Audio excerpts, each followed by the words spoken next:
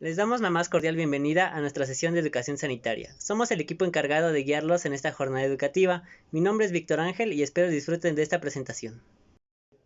Ahora les hablaré sobre la diabetes. Es una enfermedad crónica que se caracteriza por un aumento de concentración de glucosa en la sangre, debido a que el páncreas no produce o el organismo no utiliza la insulina de forma adecuada. Todas las personas necesitamos insulina a las 24 horas, siendo así una hormona imprescindible de forma continua y variada. Es decir, no se necesita la misma cantidad de insulina todas las horas. Cuando comemos necesitamos más o cuando hacemos ejercicio necesitamos menos. El cuerpo requiere insulina para funcionar, al igual que un auto necesita combustible para avanzar. Esta energía se obtiene a partir de los alimentos. Sin insulina, la glucosa se acumula de manera excesiva en la sangre y esto puede provocar una hiperglucemia. Ahora les hablaré sobre los tipos de diabetes. La diabetes tipo 1 suele iniciar en la infancia o adolescencia, pero no es excepcional a otras edades. Suele causarse mucho por un déficit de insulina debido a un mecanismo autoinmune que produce la inactivación de las células betas del páncreas, que son las productoras de insulina. Esta suele aparecer con síntomas más bruscos y de manera aislada, o también con antecedentes familiares. La diabetes tipo 2 es la más común e inicia en la edad adulta o gente mayor, aunque no es excepcional a otro tipo de edades. También es más frecuente en personas con obesidad. Esta es causada porque el organismo no produce o no utiliza de manera adecuada la insulina. Esta da lugar a síntomas menos evidentes y puede llegar a pasar desapercibida por un tiempo. Y solo si los niveles de glucosa en sangre son elevados, sí pueden notarse los síntomas típicos. La diabetes gestacional es un tipo de diabetes inducida por el embarazo. Esta suele aparecer entre el 3 a un 10% de las gestaciones, y al nacer el bebé, esta puede curarse o permanecer. Hola, buenos días. Mi nombre es Jocelyn Mondragón y yo les voy a estar hablando sobre las manifestaciones clínicas y algunas complicaciones que suelen presentarse en la diabetes. Cuando una persona tiene diabetes y no está bien controlada, la glucosa en su sangre sube mucho. Esto provoca síntomas muy característicos que son las primeras señales de que algo no anda bien en nuestro organismo. A estas señales se les conoce como las 4P de la diabetes. Las 4P de la diabetes se deben a lo siguiente. Cuando una persona tiene la glucosa muy alta en sangre por mucho tiempo, el cuerpo trata de deshacerse del exceso a través de la orina. Normalmente, en una persona sana, los riñones pueden recuperar toda esa glucosa antes de que se vaya a orina. Pero cuando hay demasiada glucosa, es decir, más arriba de 180 miligramos por decilitro, los riñones ya no pueden retenerla toda y empieza a escaparse por la orina. Esto ocasiona la primera P, la poliuria, es decir, orinar mucho. La glucosa es una molécula que atrae al agua. Al estar en exceso en el cuerpo, ocupa todo el agua disponible para desecharla a través de la orina. Esto hace que la persona vaya al baño muchas veces al día, incluso en la noche. Este síntoma puede aparecer a temprana edad como síntoma de la diabetes tipo 1, por eso es importante su monitoreo. A raíz de esto, se origina la segunda P, la polidipsia, es decir, tener mucha sed, a razón de que nosotros estamos expulsando todo el agua que tenemos en nuestro cuerpo disponible para la orina. También se están yendo electrolitos importantes que son la fuente fundamental de la hidratación de nuestro cuerpo. Entonces nos sentimos deshidratados y nuestro organismo le manda una señal al cuerpo para que tomemos más líquidos. Las 4P de la diabetes son características de una enfermedad no controlada.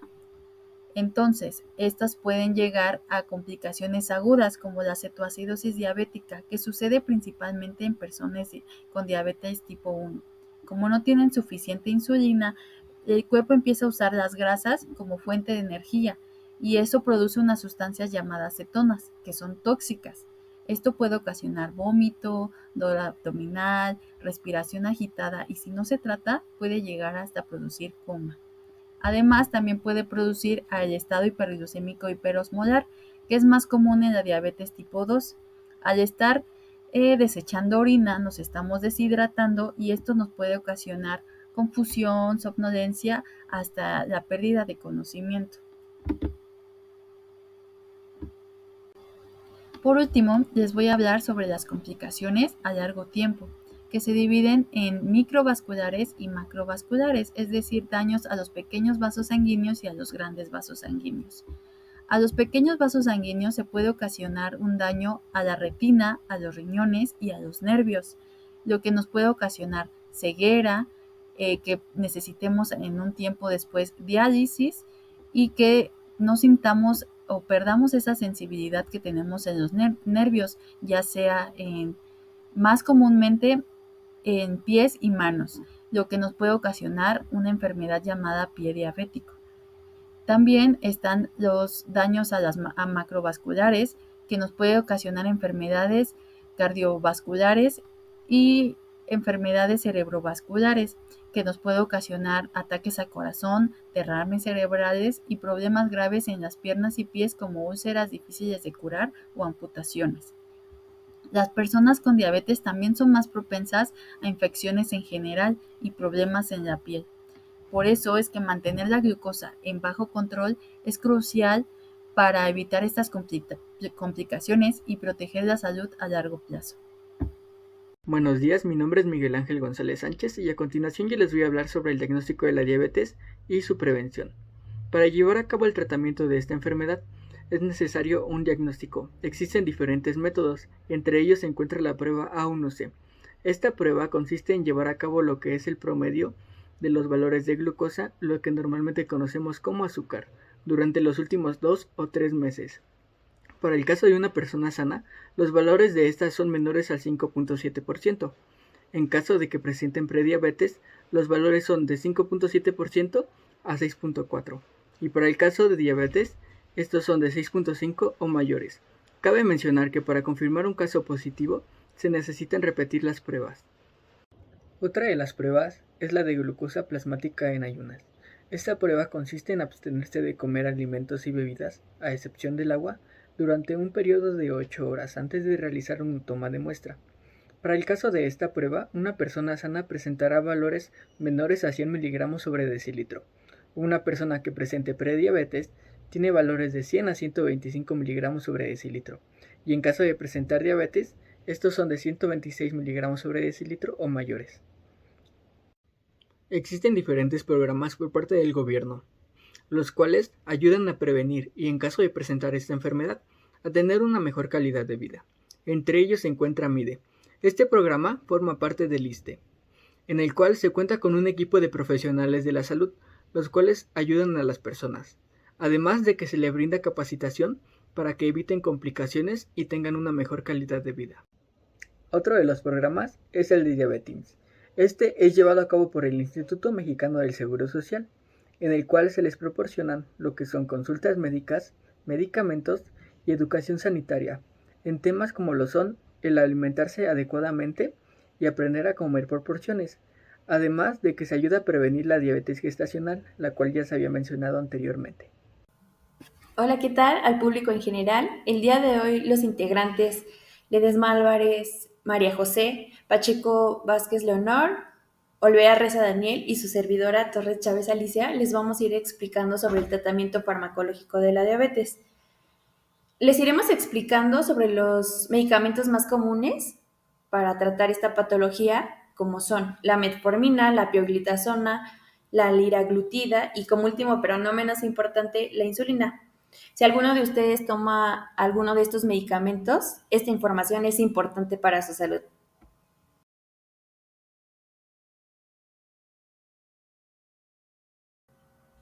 Ahora bien, para la vía de administración, la metformina y la pioglitazona son los primeros dos medicamentos de los cuales vamos a hablar. Estos dos medicamentos se administran por vía oral, es decir, que la tableta se va a administrar por la cavidad bucal y con ayuda de un vaso de agua chico o mediano, que aproximadamente son 150 a 250 mililitros de agua, se toma el medicamento. ¿Con qué se deben tomar sus medicamentos orales? Como ya habíamos dicho anteriormente, la metformina y la pioglitazona se administran por vía oral. Se debe tomar estos medicamentos con un vaso de agua, como ya habíamos dicho. ¿Por qué? Porque este no cambia el efecto deseado en el organismo. Muchas veces hemos cometido el error de tomar nuestros medicamentos con agua, con jugo, con té o incluso con leche. Esto es algo muy importante que se debe puntualizar porque estas bebidas pueden cambiar cómo funciona el medicamento. Es decir, o sea, puede cambiar la forma en que el medicamento se disuelve, interferir con su absorción, aumentar o disminuir su efecto, en este caso no beneficioso, o también puede causar molestias estomacales. Indicación terapéutica y dosis. La metformina es el medicamento más común para tratar la diabetes tipo 2. La diabetes tipo 2 es la insulino no dependiente, es decir, que nuestro cuerpo todavía genera un poco de insulina y la insulina es una hormona que se encarga de disminuir los niveles de glucosa en nuestra sangre. La produce específicamente el páncreas y su función principal, como ya había dicho anteriormente, es disminuir los niveles de glucosa en sangre. Para la dosis se recomienda o se empieza con una dosis baja para evitar efectos secundarios y llegue a adaptar nuestro cuerpo ante el medicamento. Cabe recalcar aquí que la dosis únicamente se da con un médico. El médico puede adaptar la dosificación individualmente. ¿Cómo actúa la metformina en el cuerpo? Creo que la mayoría de las personas se ha preguntado justamente cómo es que el medicamento actúa en nuestro cuerpo o por qué al administrarte una tableta después de ciertos minutos ya tenemos un efecto deseado. Te voy a explicar cómo es que actúa la metformina en tu cuerpo. La metformina primero disminuye la producción de azúcar en el hígado para que así se mejore el uso de la glucosa en los músculos y así exista una reducción de absorción justamente de glucosa en el intestino. Esto nos va a ayudar a que exista un nivel normal de glucosa en la sangre. Interacciones farmacológicas. Hay algunos medicamentos que pueden cambiar cómo actúa la metformina en nuestro cuerpo. Por ejemplo, medicamentos que la hacen tener un efecto más fuerte o medicamentos que causan efectos secundarios. Para el primer apartado, que son los medicamentos que le hacen un efecto más fuerte, es decir, que se está tomando medicamentos para el corazón o que se está administrando insulina. Esto hace que exista como algún efecto. Cabe recalcar que no siempre se da en todas las personas, sino que se pueden llegar a presentar. Esto hace que en conjunto con la metformina exista una disminución de glucosa en sangre y es algo no beneficioso. Para los medicamentos que causan efectos secundarios, en el segundo apartado, tanto el alcohol, la administración de antibióticos como es el metronidazol, hace que exista que cause mareo, dolor muscular o dificultad para respirar, o en casos muy específicos y raros, acidosis láctica, que es la presencia de algo peligroso en nuestro cuerpo. Reacciones adversas de la metformina.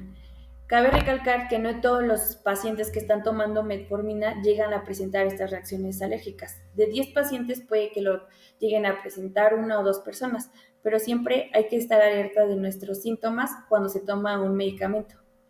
Para las reacciones adversas de la metformina se llega a presentar fatiga, sabor extraño en la boca, normalmente a metal. Se puede llegar a presentar diarrea, dolor de cabeza, dolor abdominal o incluso la pérdida de apetito.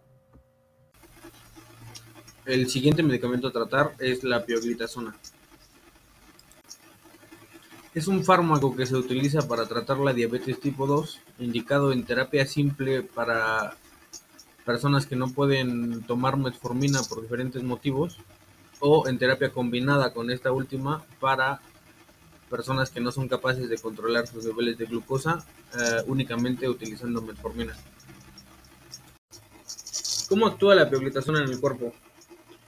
La pioglitazona va a reducir los niveles de glucosa en la sangre a través de varios mecanismos. Algunos de los más importantes son el aumento de la expresión de transportadores conocidos como GLUT4 en las células del tejido adiposo, principalmente que se encuentra en el hígado y en el abdomen. Estos transportadores son activados por la insulina y van a permitir transportar la glucosa hacia adentro de la célula. También van a modular la secreción de adiposinas, los cuales son sustancias que segrega el tejido adiposo y participan principalmente en procesos inflamatorios. Y finalmente la reducción de la producción hepática de glucosa, conocida como gluconeogénesis. Entre las interacciones farmacológicas más importantes de la pioglitazona que podrían llegarse a dar son con el uso de anticonceptivos orales, los cuales van a haber reducido su eficacia debido a la presencia de la pioglitazona, y con el uso de diuréticos, el cual va a aumentar el riesgo de los edemas, principalmente en las articulaciones. Y dentro de las reacciones adversas más importantes son, como ya lo había mencionado, el edema, que es la retención de líquidos, provocando hinchazón, la presencia de infecciones respiratorias, como son la sinusitis o las infecciones comunes del tracto respiratorio superior, específicamente en mujeres postmenopáusicas, va a producir debilidad ósea, que puede llegar a la ruptura de algún hueso. También puede llegar a provocar daño hepático con el tiempo y problemas digestivos. Y dentro de las consideraciones importantes para la toma de la pioglitazona es que se debe seguir estrictamente el horario impartido por el médico para mantener los niveles constantes en el organismo, y que puede tomarse con o sin alimentos dependiendo de la persona. Y como siguiente fármaco tenemos liraglutida, que es un fármaco análogo del glucagón tipo 1. Es un fármaco para el tratamiento de diabetes tipo 2 y también para obesidad.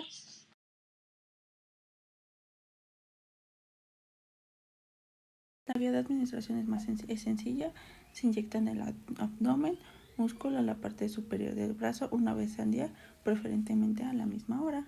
Sus indicaciones terapéuticas y su dosis. La liraglutida se utiliza como un tratamiento para bajar de peso en personas con obesidad o sobrepeso, pero también tiene que ver con la diabetes tipo 2. Algo que es muy chistoso en la liraglutida es que hace que se inhiba el hambre. Por eso es un tratamiento fundamental para tanto diabetes como obesidad. Su dosis recomendada es de 1.5, pero es mejor que su dosis sea ajustada por un médico. Su mecanismo de acción. Actúa imitando las sincretinas naturales, hormonas que regulan la liberación de insulina en respuesta de la ingesta de alimentos.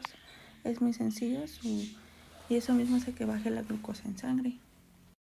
Las interacciones farmacológicas. Si se combina en combinación con la metmorfina y la insulina, ayuda a tener un mejoramiento en el control glucémico, así como puede ser útil para pacientes con riesgo cardiovascular y que han demostrado beneficios en la reducción de eventos cardiovasculares.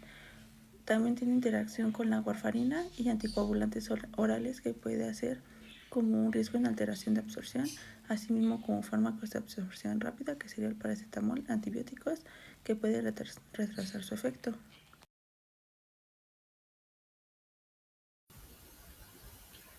A continuación estaré explicando el tratamiento farmacológico con insulina, el cual es uno de los más utilizados por los pacientes con diabetes tipo 1 y en algunos casos en pacientes con diabetes de tipo 2.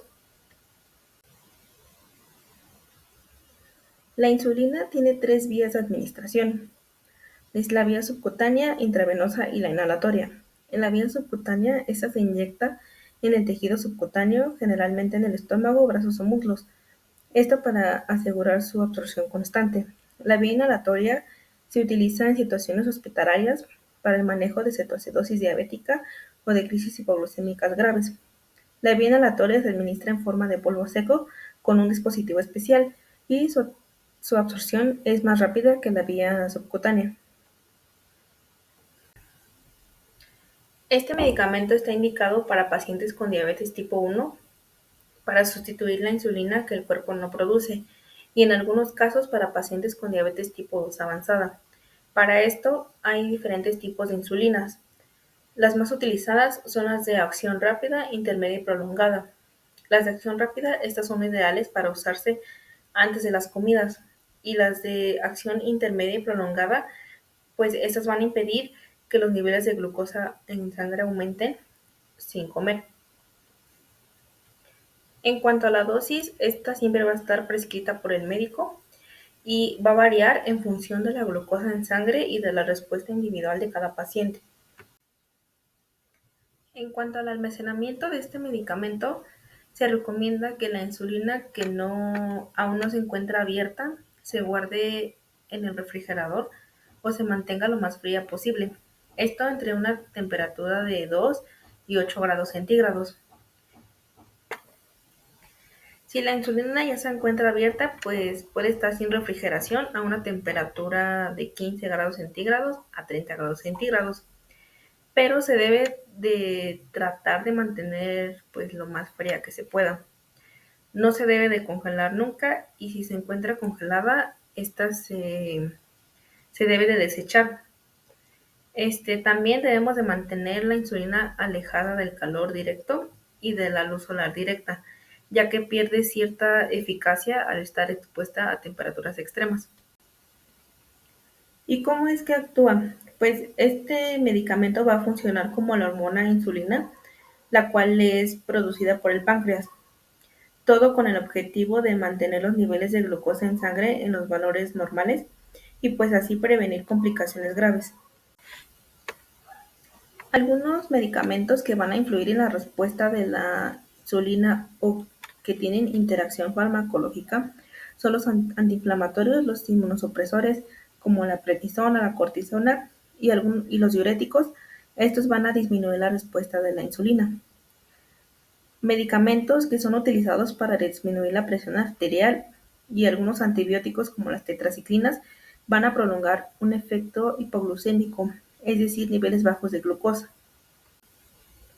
En cuanto a las reacciones adversas, estas se presentan más cuando se utiliza la vía de administración subcutánea y esta está relacionada con reacciones alérgicas, las cuales pueden ser picazón o urticaria, hinchazón en las manos, sensación de hormigueo en la garganta o en la boca, o presión en el pecho, o dificultad para respirar.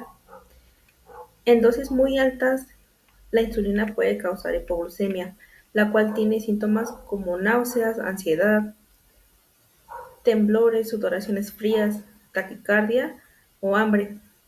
Si se presentan alguno de estos síntomas, debe de consultarlo con el médico y nunca suspender el tratamiento. Igual estas reacciones adversas pues no siempre se pueden presentar, eso depende de cada paciente y de la respuesta de cada uno. Ya por último les voy a explicar la técnica para administrarse insulina por vía subcutánea. Lo primero que tenemos que tener en cuenta es el tipo de insulina que nos vamos a administrar, la dosis, verificar en el frasco pues que es en la etiqueta pues que sea la correcta, que no esté caducada y también hay que recordar que cada insulina necesita su tipo de jeringa especial. Entonces, si tiene alguna duda sobre cuál jeringa utilizar, lo puede consultar con su médico o con su farmacéutico. Lo primero que hay que hacer es lavarse las manos con agua y jabón y secarlas bien. Posteriormente, introducimos la aguja a través del tapón de hule en el frasco de insulina, empujando el émbolo para que pues entre aire en el frasco. Se mantiene la aguja en el frasco y lo volteamos hacia abajo. Con la punta de la aguja en el líquido se jala el émbolo hacia atrás para obtener la dosis correcta de insulina de la jeringa. Debemos de revisar pues si quedaron burbujas y si las hay, estas se pueden quitar golpeando suavemente la jeringa con la mano. Posteriormente elegimos dónde aplicar la inyección. Para esto también es necesario llevar un registro de los lugares que pues ha utilizado para que no se aplique la insulina en el mismo sitio. La inyección tiene que entrar en la capa grasa por debajo de la piel. Se agarra la piel y se coloca la aguja en un ángulo de 45 grados. Posteriormente se introduce la aguja completamente en la piel y soltamos la piel que teníamos agarrada. Inyectamos lentamente y de manera constante hasta que ingrese toda la dosis y se deja la jeringa puesta durante 5 minutos después de la inyección. Retiramos la aguja en el mismo sitio, en el mismo ángulo en la que se introdujo y dejamos la jeringa por un lado. La aguja, esta se debe de desechar en un recipiente duro y seguro, además de que debe estar siempre cerrado y mantenerlos a salvo lejos de los niños.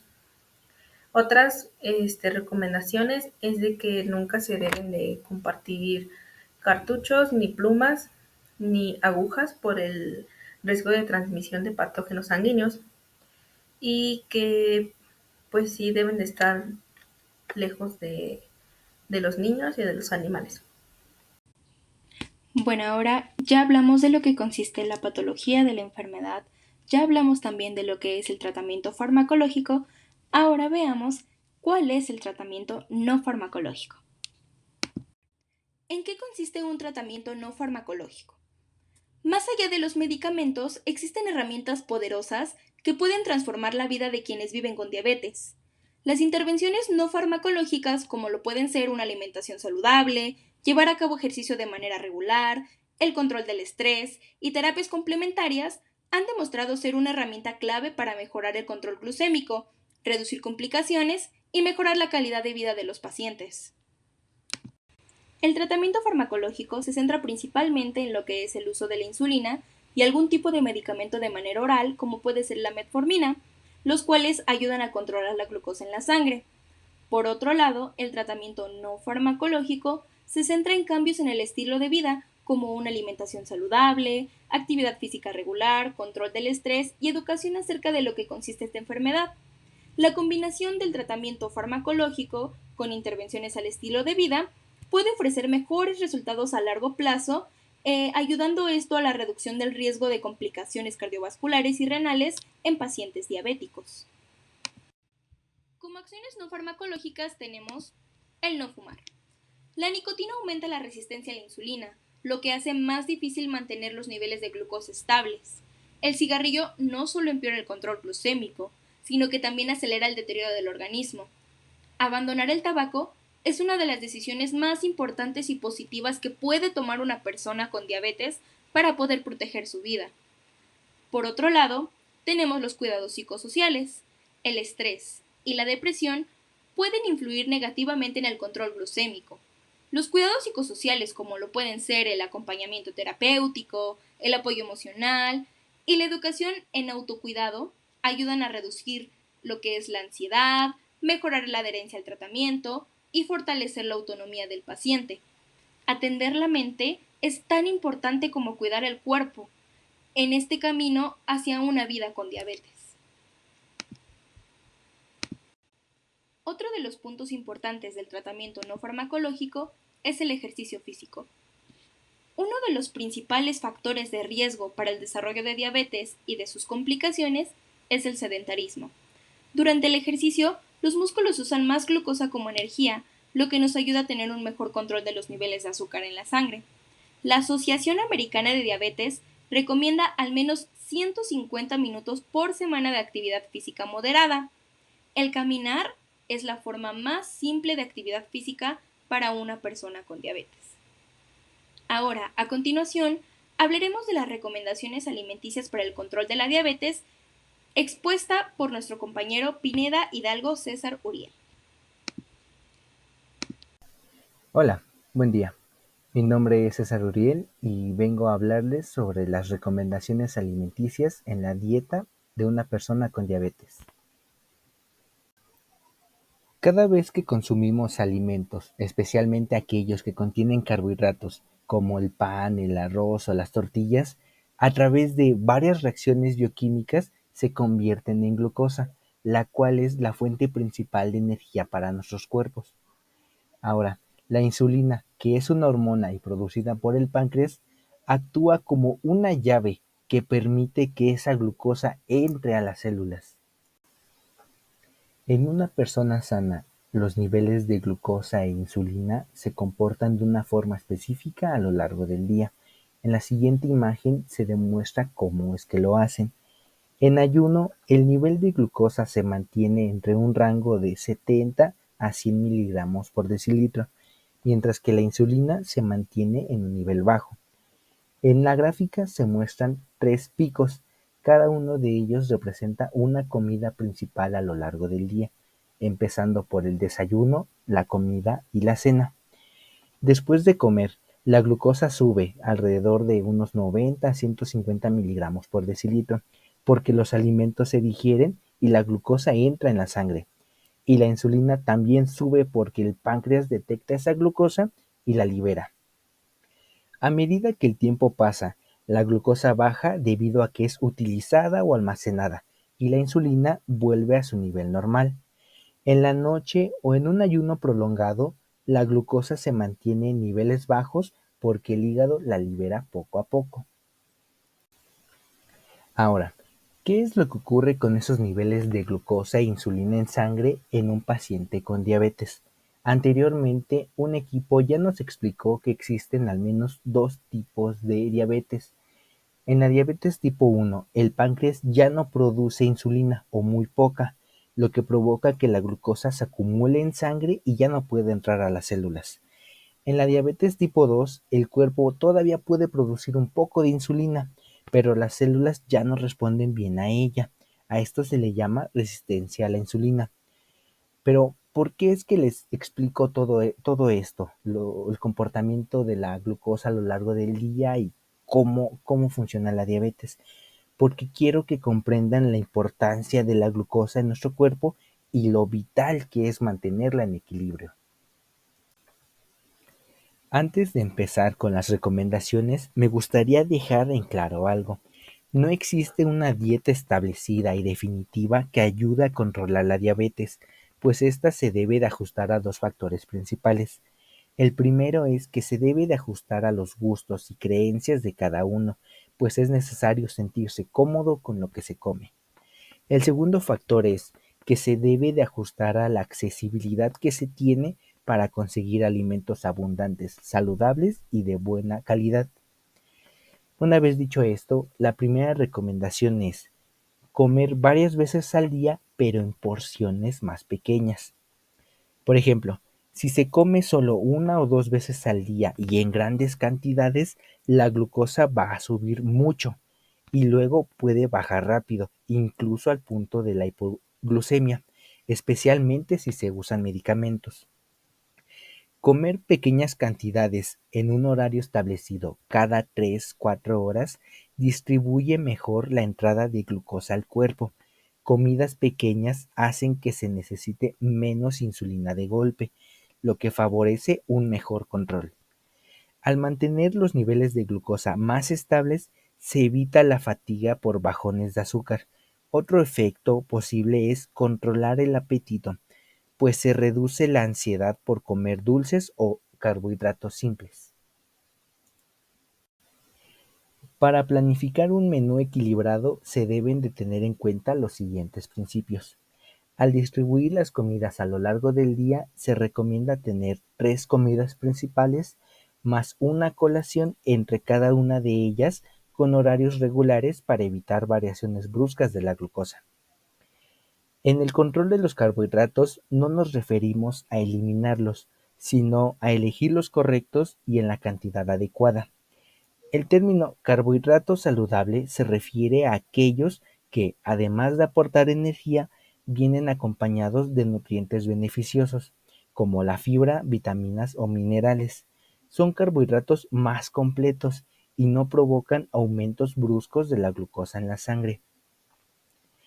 Al momento de tener cada comida principal, se pueden guiar con la siguiente distribución del plato del buen comer. Del 50% de su plato debe de contener verduras sin almidón, espinaca, calabaza, chayote, brócoli. Un 25% debe de estar compuesto por proteína magra, pollo sin piel, pescado, huevo o tofu. Y el 25% restante debe de ser para carbohidratos saludables, arroz integral, frijoles, lentejas. Un punto importante es de que se debe de evitar lo más posible o moderar el consumo de azúcares simples, refrescos dulces, pues estos al ser azúcares refinados se van a absorber muy rápido. ¿Qué más se debe de evitar? Las harinas blancas, el arroz blanco, grasas saturadas, embutidos y frituras, ya que empeoran la resistencia a la insulina. En caso de que busquen una dieta para basarse, existen algunas que ayudan a conservar el equilibrio de la glucemia. Por ejemplo, la dieta mediterránea es rica en verduras, legumbres, pescado, aceite de oliva, baja en carnes rojas y en azúcares. La dieta DASH, diseñada principalmente para reducir la presión arterial, pero útil en la diabetes. Esta es alta en frutas, verduras, en lácteos bajos en grasa y en granos enteros. Por último, tenemos a la dieta basada en plantas enteras. Esta es alta en alimentos vegetales sin procesar, sin carnes rojas, ultraprocesados ni grasas animales. Le agradezco a Uriel por esta aportación. Realmente conocer nuestros parámetros de glucosa es algo muy fundamental. Este tipo de monitorización pues realmente es lo más recomendado para pacientes con diabetes, ya que nos permite tener un control adecuado de la enfermedad y prevenir complicaciones. Existen dos formas principales de hacerlo. Una de ellas es conocido como el MCG o CGM o el uso del glucómetro tradicional. El primero, que es el CGM, que es el conocido como pues el monitoreo de glucosa constante, es aquel que funciona a través de un sensor insertado debajo de la piel y este va a enviar datos en tiempo real a un receptor o aplicación móvil. Existen muchas marcas, pero siempre es recomendable platicarlo con tu farmacéutico o con tu doctor para que te asesore en cuál es el más recomendado para ti. Por otro lado, el glucómetro tradicional es el más común. Este requiere de lancetas para obtener una gota de sangre, la cual se deposita en una tira reactiva conectada a un glucómetro que mide los niveles y entrega el resultado en segundos. Ahora, ¿con qué frecuencia debo medir mi glucosa? Bueno, esta se debe realizar según el tipo de diabetes y el tratamiento. En diabetes tipo 1 se recomienda realizarla más de una vez al día, especialmente antes y después de las comidas. En diabetes tipo 2 es aconsejable hacerla en ayunas y después de cada comida, según lo establecido por la American Diabetes Association en 2024. Además, es clave llevar un registro diario de los niveles de glucosa, lo cual nos permite identificar tendencias, valorar la efectividad del tratamiento y tomar decisiones, ya que cualquier tipo de alteración o algo que nosotros estemos sintiendo extraño, tenemos que acercarnos inmediatamente a nuestro personal de salud. Bueno, y finalmente, mencionar la importancia de los cambios de hábitos que el paciente diabético debe de realizar, ya que esto principalmente previene complicaciones a largo plazo, donde la alimentación saludable, donde es el primer cambio de hábito que debe realizar el paciente, es importante, ya que consta de una dieta equilibrada diariamente. Esto hace que los niveles de glucosa estén controlados. Y al mismo tiempo también mencionar que debe ser acompañado del ejercicio regular, es decir, caminatas. Esto da como resultado que los niveles de glucosa vayan bajando constantemente y así pueda controlar la enfermedad. Otro tercer cambio de hábito es la adherencia al tratamiento, que es el seguimiento que el paciente le esté dando a la enfermedad, ya que es importante mencionar que la diabetes está categorizada como una enfermedad crónico-degenerativa, principalmente que no tiene cura, pero con el tiempo puede ser controlada al apegarse al tratamiento que el paciente esté recibiendo. También el control de estrés y ansiedad son fundamentales, ya que al ser respuestas emocionales afectan directamente con la vida del paciente diabético, donde el estrés se presenta porque el cuerpo libera hormonas como es el cortisol y la adrenalina, y estas elevan constantemente el nivel de glucosa en el paciente. También menciona al mismo tiempo que hay casos en los que los pacientes diabéticos también son diagnosticados con trastornos de ansiedad y esto altera significativamente la vida del paciente, ya que los niveles de glucosa pueden bajar considerablemente por los parámetros normales. Y finalmente, también la ayuda psicológica es importante, ya que los expertos, como son los psicólogos clínicos, ayudan a que el paciente acepte la enfermedad con mayor facilidad y constantemente acepte el tratamiento. Y finalmente así damos cierre a este proyecto que es de la diabetes, esperando que cada uno de los integrantes de este proyecto hayamos enriquecido y aclarar dudas sobre esta enfermedad, ya que es fundamental tener en cuenta estos datos y esta información para cuidar de la vida de un paciente diabético. Para terminar, la diabetes no es una condena, pero sí requiere de atención. Con una alimentación adecuada, medicamentos cuando son necesarios y buenos hábitos, se puede vivir plenamente y con salud. Muchas gracias por su atención.